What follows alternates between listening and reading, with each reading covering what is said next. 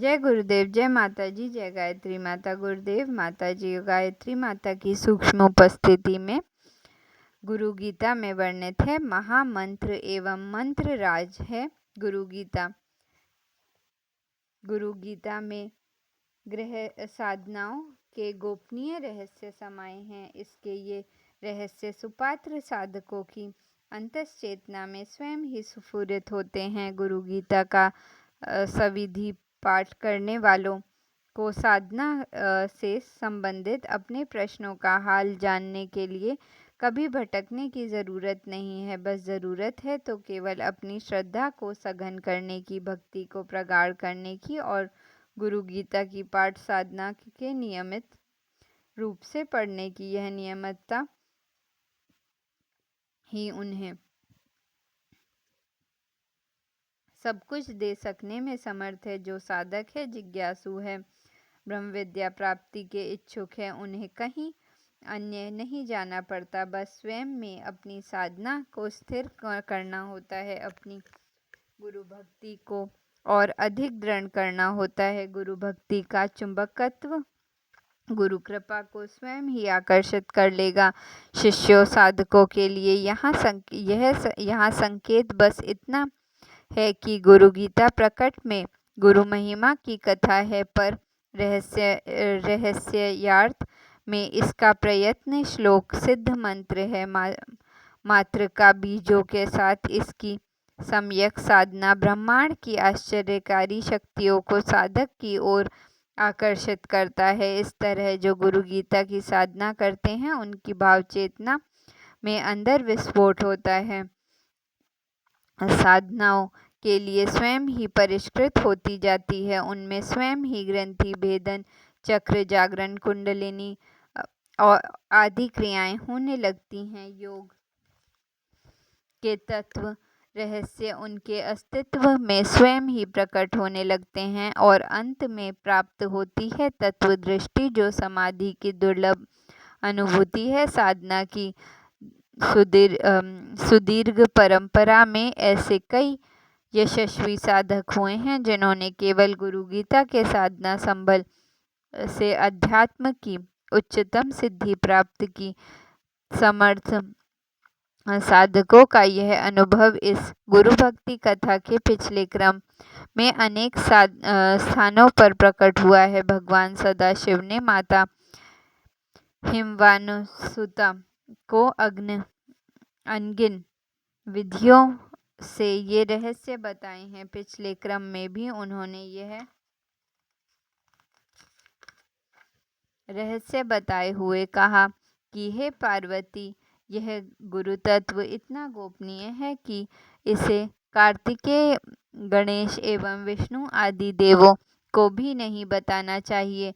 मेरा यह वचन सत्य है। भगवान भोलेनाथ फिर से कहते हैं, हे देवी, जिसका चित्त पूर्णतया परिपक्व और श्रद्धा भक्ति से हो, उन्हीं से इसे कहना उचित है। हे प्रिय, तुम मेरी आत्मा हो, इसी कारण मैं अपना यह गोपनीय रहस्य तुम्हें बता रहा हूँ।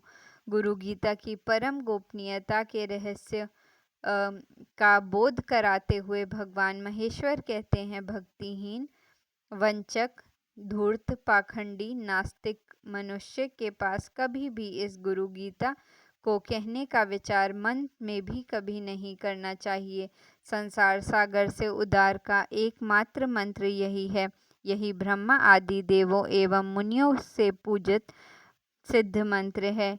यह दरिद्र, दुख व भय रोग नाशक मंत्र है। मृत्यु रूपी महाभय को हराने वाला, सर्वश्रेष्ठ भव रोग हरने वाले इसी गुरु गीता रूपी गुरु मंत्र का मैं नमन करता हूँ। भगवान सदाशिव स्वयं इसे महामंत्र एवं मंत्र राज कहकर नमन करें। उसकी महिमा एवं प्रभाव की सीमाएं भला कैसे मापी जा सकती हैं। हजारों साल में भारत भूमि के महासाधक भगवान शिव के इन वचनों की सार्थकता को अनुभव करते आए हैं। यह अनुभव उस प्रत्येक व्यक्ति के लिए सुलभ है जो शिष्य है, साधक है, जो यथार्थ में आध्यात्मिक विद्या को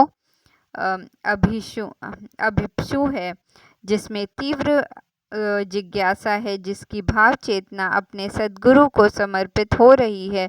जो अपने को सद्गुरु के चरणों में देखता है, वह अपने जीवन में इस विरल अनुभव को सहज पा सकता है। कुछ ऐसा ही सहज अनुभव कश्मीर की महायोगिनी नागगंधा के जीवन में घटित हुआ था। नागगंधा अपने प्रारंभिक जीवन में सामान्य बालिका थी, जैसे कि अन्य बालिकाओं के जीवन में होता है। उसका भी विवाह हो गया। इसे दुर्भाग्य कहें या देवों का प्रकोप अथवा फिर लीलामय भगवान की अपने भक्त की परीक्षा। नागगंधा का वैवाहिक जीवन पीड़ा प्रताड़ना का सघन साकार रूप था। गृह कार्य, किसी के साथ अपने पारिवारिक जनों द्वारा दी जाने वाली पीड़ा, यह सब कुछ असहनीय था। भोली बालिका नागगंधा की भावनाएं रोज तार तार होती थीं। अपने ही कहे जाने वालों के व्यंग्य कटु वचन के तीरों से उसका अंतःकरण रोज ही विदीर्ण होता था, पर कोई अन्य मार्ग भी तो न था। बिलखते हुए, रोज छटपटाते हुए घर के काम करना, यही उसकी नियति थी। एक रात जब वह अपने घर के काम पूरे कर कर वहीं कमरे के स्पर्श पर लुढ़क कर सोई हुई थी, तभी उसने एक विचित्र सपना देखा कि कोई स्त्री उससे कह रही है, मुझे पहचान, मैं तेरी माँ हूँ। तेरे साथ जो कुछ भी हो रहा है, यह जात्यांतर भोग है, थोड़े ही दिनों में समाप्त हो जाएगा। अपने भविष्य के मार्ग की खोज के लिए गुरु गीता का अनुष्ठान कर। यह स्वप्न कुछ अद्भुत, विचित्र एवं विश्लेषण था। सोई नागगंधा उठकर बैठ गई। अब उसे पहले से अच्छा लग रहा था, परंतु साथ ही कई प्रश्न भी थे।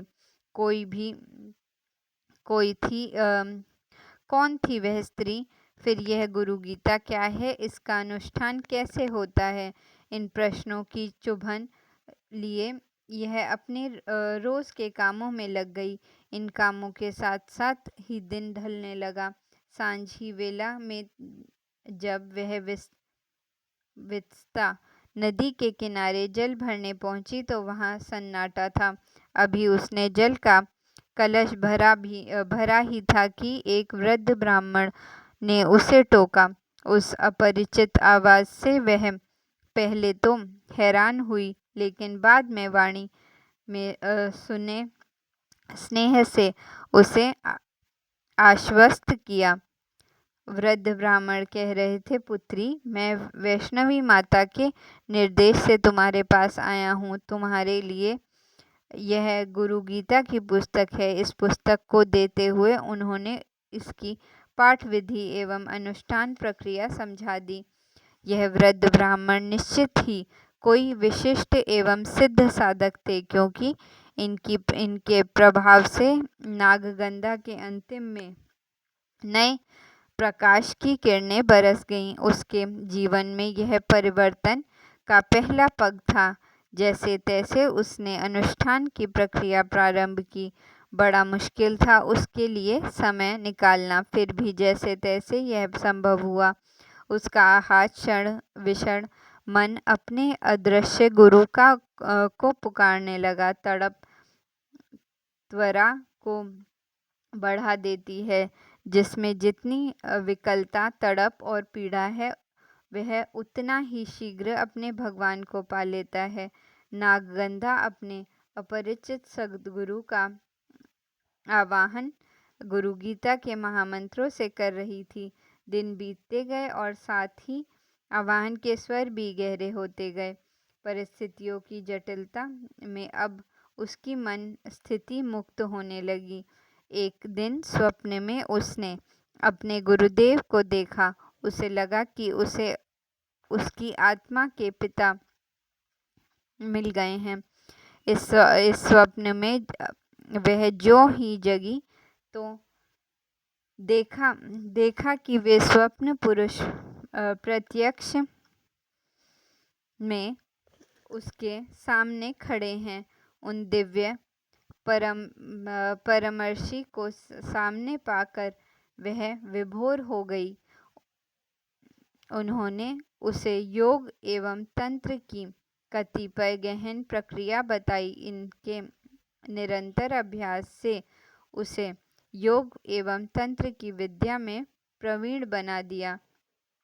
शनै शनै वह संसार के समस्त बंधन से मुक्त हो गई। पीड़ा के गर्भ से एक महासाधिका नागगंधा का जन्म हुआ। कालांतर में वह एक ही तीव्र तत्व का उपदेश देती थी। गुरु को पुकारो, वे सर्वसमर्थ अपने शिष्य को अनायास ही सब कुछ दे देते हैं। यह पुकार हम सभी के अंतस्तर में जगे, तभी हमारा भविष्य साधक हो सकेगा। गुरु गीता के महामंत्र हमें सभी चिंताओं में संजीवनी की भांति घुले तो समस्त सिद्धियां सुलभ हो सकेंगी। जय गुरुदेव, जय माता जी, जय गायत्री माता।